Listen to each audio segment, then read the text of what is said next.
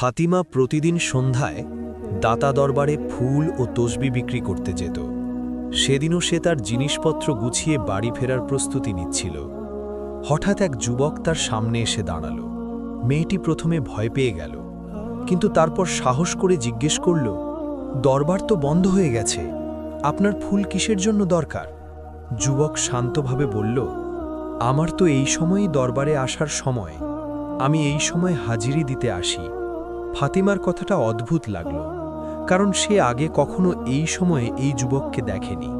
তবে সে যত তাড়াতাড়ি সম্ভব বাড়ি পৌঁছতে চাইছিল, তাই বেশি প্রশ্ন করল না। যুবক ফুলের দাম দিতে চাইল, কিন্তু ফাতিমার টাকা না নিয়েই দ্রুত সেখান থেকে চলে গেল। রাস্তায় ধীরে ধীরে অন্ধকার নেমে এলো। হঠাৎ ফাতিমার মনে হলো কেউ যেন তার সাথে সাথে চলছে। সে চারপাশে তাকালো, কিন্তু কেউ নেই। তখনই এক অদ্ভুত গম্ভীর আওয়াজ ভেসে এলো, তোমার হিজাব ঠিক করো। ফাতিমা থমকে দাঁড়ালো। চারপাশে কেউ দৃশ্যমান নয়। ভয়ে বুক কাঁপছে। সে দ্রুত হিজাব ঠিক করে বাড়ির দিকে ছুটে চলল। বাড়ি পৌঁছে দরজায় জোরে ধাক্কা দিল। আম্মা দরজা খুললেন এবং মেয়ের ফ্যাকাশে মুখ দেখে ভয় পেয়ে গেলেন। কি হয়েছে, এত ভয় পেয়েছ কেন? কিন্তু ফাতিমা কিছু বলল না। সে ভালো করেই জানত, সত্যি বললে আম্মা আর কাজে যেতে দেবেন না। সে শুধু বলল, আম্মা, তুমি তো বলো মাগরিবের পর ঘরে ফিরে আসতে হবে। সেই রাতে ফাতিমার এক অদ্ভুত স্বপ্ন হলো। এক ধোঁয়াটে মুখ, রাগে ভরা চোখ এবং সেই ভারী আওয়াজ, আজের পর তোমার মাথা থেকে হিজাব কখনো নামবে না। ভয়ে তার ঘুম ভেঙে গেল। ঠিক তখনই ফজরের আজানের সুর ভেসে এলো। সে স্বস্তির নিঃশ্বাস ফেলল এবং অজু করে নামাজে দাঁড়াল। নামাজের মধ্যে হঠাৎ এক মিষ্টি সুগন্ধ অনুভব করল সে। পরে আম্মাকে জিজ্ঞেস করতেই তিনি বললেন, আমার তো কোনো গন্ধ পাচ্ছি না। সকালে দরবারে পৌঁছে ফাতিমার পরিবেশটা অদ্ভুত লাগল। সাধারণত ভিড় থাকে, কিন্তু আজ চারিদিক একেবারে ফাঁকা। কিছুক্ষণ পরেই হঠাৎ করে ভিড় জমে গেল এবং তার দোকানে এত গ্রাহক এলো যে সব জিনিস মাত্র কয়েক মিনিটের মধ্যে বিক্রি হয়ে গেল। কিন্তু ঠিক তখনই আবার সেই যুবক তার সামনে এলো। কিছু ফুল পাওয়া যাবে? ফাতিমা বলল, আজ তো সব বিক্রি হয়ে গেছে। যুবক হালকা হেসে বলল, একবার দেখো, হয়তো আমার জন্য কিছু রেখে গেছে। ফাতিমা অবাক হয়ে খালি জায়গার দিকে তাকালো, কিন্তু আবার তাকাতেই দেখল সব জিনিস আগের মতোই সাজানো রয়েছে। তার গা ছমছম করে উঠল। এটা কিভাবে সম্ভব? যুবক হাসল, এবার ফুল দেবে তো? ফাতিমা চুপচাপ ফুল দিল। যেতে যেতে যুবক থমকে বলল, প্রতিটি বিষয়ে এত চিন্তা করো না। তোমার আম্মা যেখানে বিয়ের কথা বলছেন সেখানেই রাজি হয়ে যাও, তোমার জন্য ভালো হবে। ফাতিমা স্তব্ধ হয়ে তাকে যেতে দেখল। মনের মধ্যে প্রশ্ন ঘুরছে, এই লোক কে? আজ বিয়ের রিশতার কথা কিভাবে জানল? সে ওই চিন্তা সরিয়ে জিনিস গুছালো এবং বাড়ির দিকে রওনা দিল। পথে তার কানে একটা আওয়াজ বাজতে লাগল, জাফরান জেন, জাফরান জেন, যখনই এই নাম ডাকবে তোমার সাহায্য করব। এক অদ্ভুত ভয় তার সারা শরীরে ছড়িয়ে পড়ল। জাফরান জিন কে? সে কিছুই বুঝতে পারছে না। বাড়ি পৌঁছে দেখল অতিথিরা এসেছে। আম্মা ডাকলেন, অতিথি এসেছে, দ্রুত কাপড় বদলে আয়। সে সব ভুলে ঘরে গিয়ে কাপড় বদলে অতিথিদের সামনে এলো। এক নারী মুগ্ধ কণ্ঠে বললেন, এ তো খুব সুন্দরী। তার হালকা লাজুক হাসি ফুটল। নারী আবার বললেন, ফাতিমা, আমি ফাতিমা বিবি, কেমন লাগলো? কিন্তু জাফরান নাম শুনতেই ফাতিমার মাথায় যেন বিদ্যুৎ খেলে গেল। সে চমকে চোখ তুলে তাকালো। সামনে সেই যুবকই বসে আছে। ফাতিমা স্তব্ধ হয়ে গেল, মুখ ফসকে বেরিয়ে গেল, আম্মা, এ তো সেই ছেলে। আম্মা ও অতিথিরা অবাক। আম্মা জিজ্ঞেস করলেন, কোন ছেলে? ফাতিমা কিছু বলতে গেল, কিন্তু হৃদয়পিণ্ডের ধুকধুকানি বেড়ে গেল। এ কিভাবে সম্ভব? জাফরান হালকা হেসে বলল, ফাতিমা, এবার তুমি আমায় চিনে গেছ। ফাতিমার রক্ত যেন জমে গেল। কাঁপা গলায় বলল, তুমি কে? জাফরান তার চোখে গভীরভাবে তাকিয়ে বলল, আমি সেই যে তোমার প্রতিটি ডাকে তোমার সাথে থাকব। যেমন বলেছিলাম, জাফরান জিন ডাকলে সাহায্য করব। ফাতিমার শ্বাস তীব্র হয়ে গেল, হাত পা ঠান্ডা হয়ে গেল। সে বুঝল এই সব কিছু মোটেও সাধারণ নয়। আম্মা ও পরিবারের সবাই কিচ্ছু বুঝতে পারছেন না। তারা ভাবছেন এটা সাধারণ বিয়ের প্রস্তাব। আম্মা উদ্বিগ্ন কণ্ঠে বললেন, বেটি, কি হয়েছে? এত ভয় পেয়েছ কেন? যুবকের মা বললেন, বেটি, তুমি কি অন্য কারোর কথা বলছো? তোমার কেউ পছন্দ আছে নাকি? ফাতিমা ভয়ে মাথা নাড়ল। না না। মা হেসে বললেন, তাহলে ঠিক আছে, আজই বিয়ের তারিখ ঠিক করে ফেলি। আমাদের একমাত্র ছেলে, বিয়ের বড় ইচ্ছে। আম্মাও বললেন, আমারও বড় মেয়ে, আমিও চিন্তায় আছি। কিন্তু ফাতিমার মনে তখনও জাফরান জিন গুনগুন করছে। তার হৃদয় বলছে, এ সাধারণ নয়। সে মনে মনে ঠিক করল, রবের কাছে সাহায্য চাইব, তাহাজ্জুদে দোয়া করব। সেই রাতেই সে উঠে এক অব্যবহৃত ঘরে গেল, জায়গা পরিষ্কার করে নামাজে দাঁড়ালো। তাহাজ্জুদে হঠাৎ মনে হলো কেউ যেন তার সাথে ইবাদত করছে, কুরআনের আয়াত তার সাথে সাথে উচ্চারণ করছে। ভয় লাগল, কিন্তু সে নামাজ ভাঙল না। সে জানে এ নেক রূহ। দোয়ায় হাত তুলতেল থিসফিস শোনা গেল, দোয়া লম্বা করো, ভালো চাও, তোমার যা চাইবে তাই পাবে।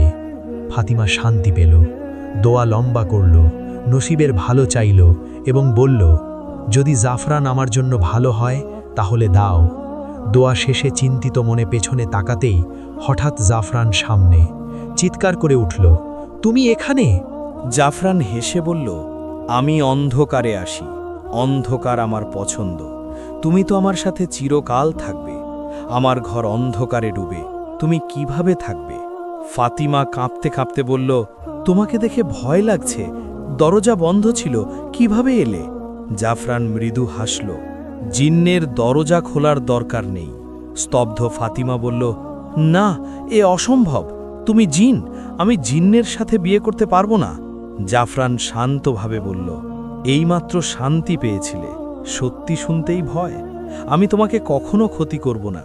তোমার হিজাব আমার প্রিয়, আমাদের রিশতা স্বর্গে ঠিক হয়েছে। ফাতিমা ভয়ে ঘর থেকে ছুটল এবং আম্মার সাথে ধাক্কা খেল। আম্মা, ঘরে জাফরান, সে জিন! আম্মা রেগে গেলেন এবং চড় মারলেন। পাগল হয়েছিস, বাজে কথা। ফাতিমার চোখে জল এলো, কিন্তু সে চুপ করে রইল। আম্মা বিশ্বাস করলেন না। এ বেদনা বুকে নিয়ে সে কাজে লাগল, কিন্তু মনে শুধু একটাই প্রশ্ন, জাফরান চায় কি? হঠাৎ তার সামনে কয়েক হাজার টাকা রাখা হলো।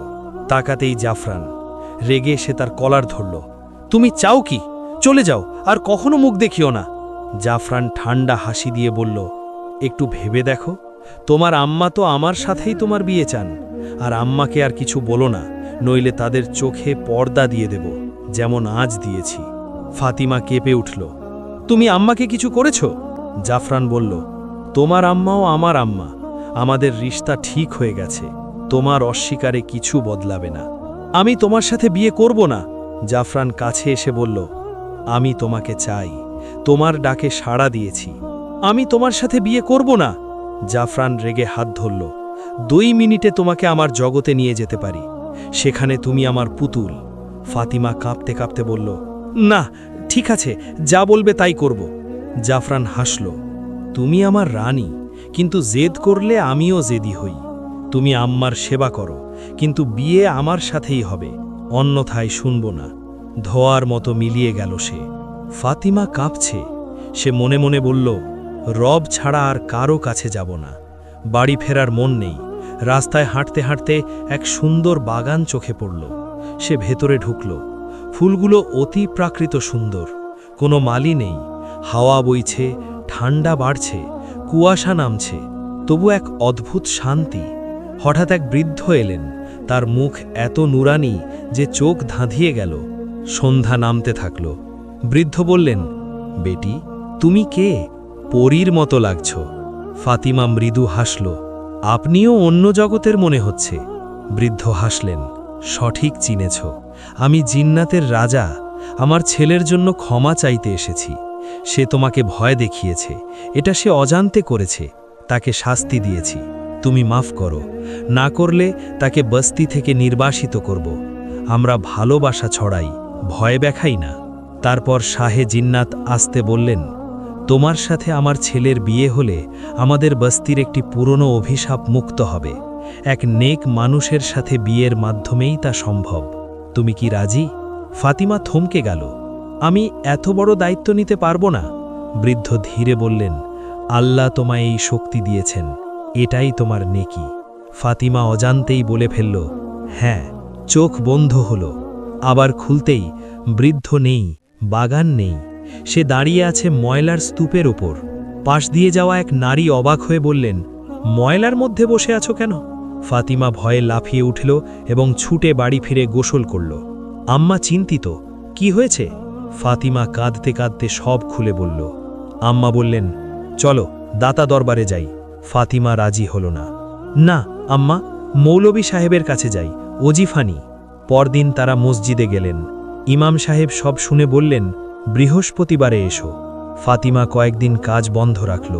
বৃহস্পতিবারে গেলেন। ইমাম বললেন, দরবারে যাওয়ার কারণে জিন কাছে এসেছে।